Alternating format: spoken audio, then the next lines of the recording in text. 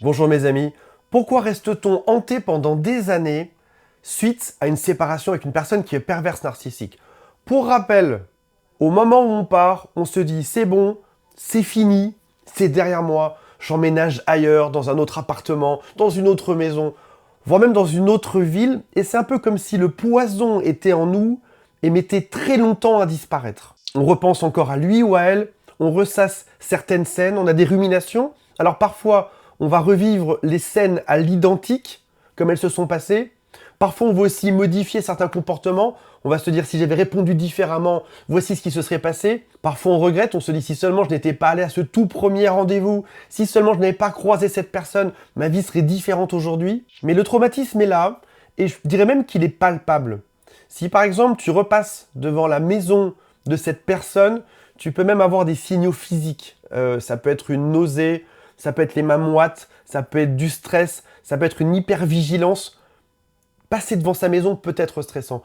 Passer proche de sa rue peut être stressant. Passer proche de sa ville peut être quelque chose de stressant. Rencontrer quelqu'un qui a le même prénom, voire même ses initiales quelque part, je sais pas, sur une plaque d'immatriculation ou dans les initiales de quelqu'un d'autre, peut te raviver ce genre de souvenirs. La majorité des relations avec une personne perverse narcissique laisse ce genre de traumatisme. Alors, on va comprendre pourquoi est-ce qu'on est toujours hanté par ça aujourd'hui, et on va surtout conclure en voyant comment faire pour que ça disparaisse à tout jamais. Il y a plusieurs raisons à ça, on va voir les 3-4 raisons successivement. La première, c'est ce qui s'appelle une empreinte dans ton cerveau. Il a laissé une marque. C'est l'empreinte bonheur-souffrance dans ton esprit. C'est un lien émotionnel avec cette personne-là qui ressemble à une addiction. Tu as vécu une passion intense avec cette personne et tu t'es senti unique. Puis, à la fin de la phase de love bombing, la phase de lune de miel, il y a eu manipulation, mépris, dévalorisation. Ensuite, ça a recommencé.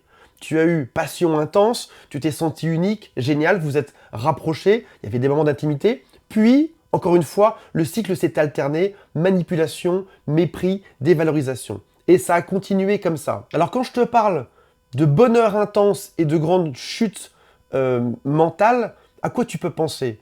Tu peux penser par exemple à l'utilisation d'une drogue. Au moment où tu prends une drogue, même si tu n'as jamais pris de ta vie, tu vois très bien de quoi je parle. Au moment où quelqu'un prend une drogue, il se sent génial, vivant comme jamais, euphorique, super heureux.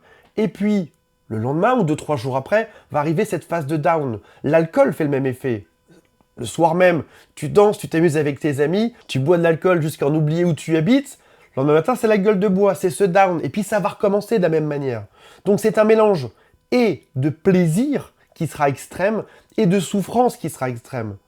Tu as du plaisir plus que dans n'importe quel autre couple que tu as déjà vécu et tu as de la même manière de la souffrance comme tu n'as jamais vu de ta vie. La plupart des alcooliques disent la chose suivante, c'est qu'ils ont du mal, une fois qu'ils ont arrêté, à retrouver le plaisir de sortir et de voir des gens. Parce que plutôt que d'avoir cette espèce de montagne russe vers le haut pendant la soirée et vers le bas le lendemain, c'est une soirée qui est très calme, comme si ça manquait d'amplitude, de saveur. Et là, c'est un peu la même chose. En couple, tu vas après ça rencontrer d'autres hommes, d'autres femmes avec qui il va manquer un peu de cette saveur, de cette amplitude. Et c'est ça tout le travail, par exemple. L'alcoolique est probablement l'image qu'on comprend la mieux. Le travail va être d'arriver à retrouver du bonheur dans des plaisirs simples, discuter simplement sans se ravager le cerveau. Et de même pour l'amour, il va falloir réapprendre une autre forme d'amour où on aime dans des plaisirs qui sont simples, avec moins d'intensité vers le haut et moins vers le bas. Ton cerveau a associé amour avec souffrance et attente. Si par exemple, vous aviez une crise qui durait 3 jours, tu savais une chose, c'est que plus longue serait la crise, c'est ça que la personne perverse t'a apprise, plus longue sera la crise, plus fortes seront les retrouvailles après. Par exemple, une nuit endiablée ensemble dans le lit. Et c'est ce qui fait que ton cerveau, même après la séparation, continue d'attendre ça. Tu as été conditionné, admettons que tu sois resté des années avec cette personne, tu as été conditionné pendant des années à ce que l'attente pénible donne un réconfort gigantesque. La rupture amoureuse est une attente pénible et ton cerveau a enregistré qu'il y aurait une récompense gigantesque après, qui n'arrive pas. Alors si avec ça, ce serait déjà assez grave, Mais malheureusement, il n'y a pas que ça. On va passer au point numéro 2 ensemble. Le pervers narcissique a détruit tes valeurs. On parle de destruction de valeurs profondes, comme par exemple ta gentillesse. Toi, les gens te reconnaissaient pour ta gentillesse, ton empathie, le fait que tu prennes soin des autres, je ne sais pas, de tes enfants, des parents, des copains, des collègues de bureau. Il a utilisé cette gentillesse contre toi. T'as été gentil, il en a abusé 1000 fois, 10 000 fois. Ta patience, il t'a fait des crises à répétition, t'as été patient à chaque fois, il a utilisé ta valeur patience contre toi. Ta générosité, il t'a probablement pillé un paquet d'argent. Ton intelligence, t'as essayé de répondre intelligemment à des disputes, cette personne en a profité en face de toi. Il a aussi détourné tes amis, ta famille. Il est même venu pirater ton paradigme de couple. Tu pensais que dans un couple, il fallait tout donner, être gentil, être patient, être bienveillant. Ce que cette personne t'a montré, c'est tout ce que tu mets dans le couple, je vais te faire croire que tu l'auras et je vais le détruire. Donc c'est pas qu'une séparation entre deux personnes, c'est la destruction totale de toutes tes valeurs. Au moment où tu te retrouves seul, encore une fois, c'est pas qu'une personne que tu as perdue, c'est un système entier de pensée. Que sont devenues tes valeurs de vie? On vient de t'apprendre que tes valeurs sont tes faiblesses, ce qui est gigantesque. C'est-à-dire qu'on t'a appris que toutes tes qualités étaient tes plus gros défauts. Et c'est pas tout. Tu pensais avoir trouvé une personne parfaite, tu vibrais avec elle, vous vous adoriez, et ton cerveau comprend plus. Pourquoi est-ce que tu rencontres une personne parfaite pour une fois, toi qui tombes rarement amoureux, rarement autant amoureuse, tu rencontres une personne parfaite, et toutes tes qualités ont détruit la relation, ou tu t'es fait détruire à cause de ses qualités. Pour toi, à ce moment-là, ton cerveau s'est marqué nos futurs dessus. C'est-à-dire que tu tombais amoureux pour une fois de la bonne personne, celle qui te faisait vibrer, ça veut dire que tu trouveras plus jamais personne par la suite, plus jamais personne qui t'intéresse autant. C'est ça que ton cerveau te fait croire. Donc tu te retrouves face à cet immense vide, tu dois reconstruire ta vie, mais tu dois aussi réapprendre qui tu es sans cette personne-là. Tu dois remettre en place tout un système de croyances et de valeurs nouvelles. Et aussi, comme on en parle dans certaines vidéos, tout un système de limites. Mettre des stops à ta gentillesse, mettre des stops à ta patience, mettre des stops à ta générosité. Et en ça, il y a une partie de la leçon du pervers narcissique.